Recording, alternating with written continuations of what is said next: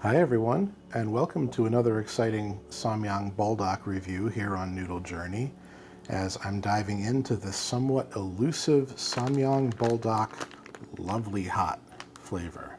So last episode I reviewed the Buldak Light flavor, which is a smaller portion of air-dried noodles with a less spicy version of the Buldak sauce, and they were really good. A nice way to get Buldak flavor without as much heat or fat content.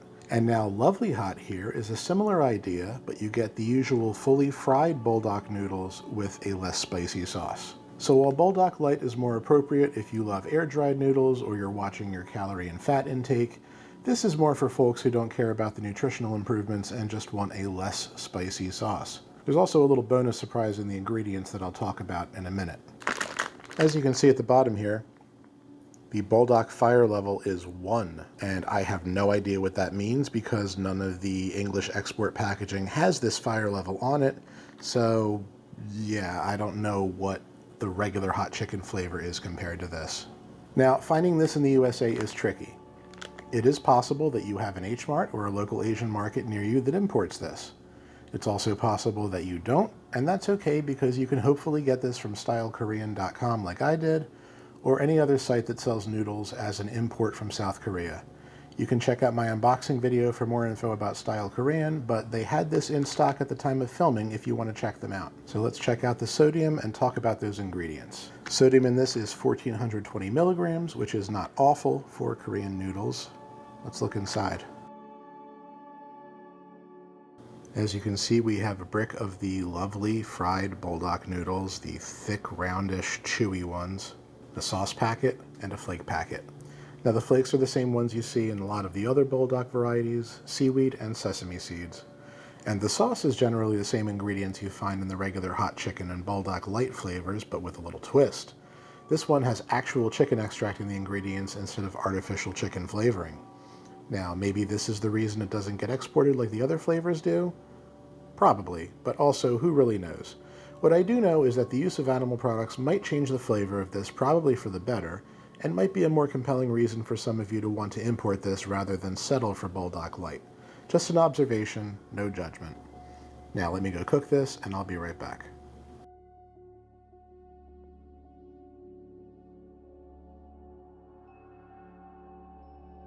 And here we go.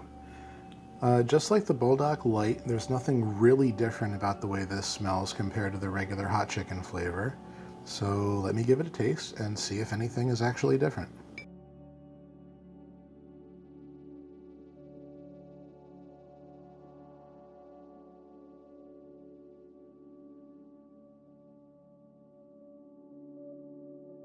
Okay, cool. These are the fried, rounded Buldak noodles you find in the other packs. Nothing different about them, so 8 out of 10 for these noodles.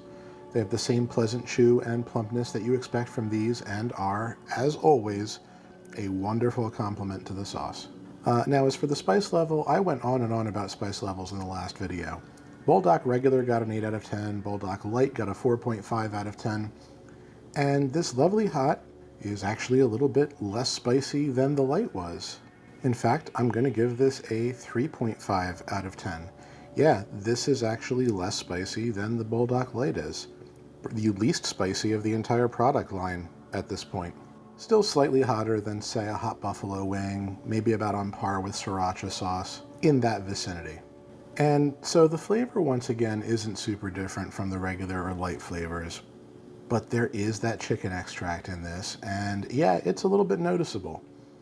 This has a very slightly different backbone of chicken-flavored savoriness going on, and also a little bit of extra salt, I feel, compared to the other stuff. It's subtle, and I don't think you vegetarians are going to be missing much by skipping this one, but it is just a little more robust. Everything else is the same here. Sweet, smoky, mild curry flavors abound. It's just as tasty as the other Buldak flavors, and with that hint of meat extract elevating it, I think it's worth half a point more than the basic flavor we get here in America. So, with the much more comfortable spice level, the extra little zhuzh of flavor, this is an 8.5 out of 10 overall, compared to the 8 out of 10 I gave the original flavor.